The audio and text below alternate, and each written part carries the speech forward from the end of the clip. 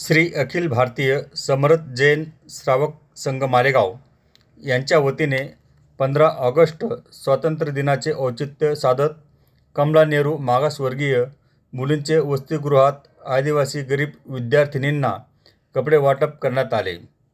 सध्याच्या युगात झेंड्याला सलाम करून स्वातंत्र्य दिवस साजरा करण्यासोबत उत्तम शिक्षण घेऊन स्वतःच्या पायावर उभे राहणाऱ्या विद्यार्थ्यांच्या पाठीवर मदतीची थाप देणे आवश्यक आहे. म्हणून खऱ्या गरजूंना योग्य ती मदत देऊन पुढे आणण्याचे काम करणे आज अत्यंत गरजेचे असून त्यातच खरा मानवार्थ सामावलेला आहे.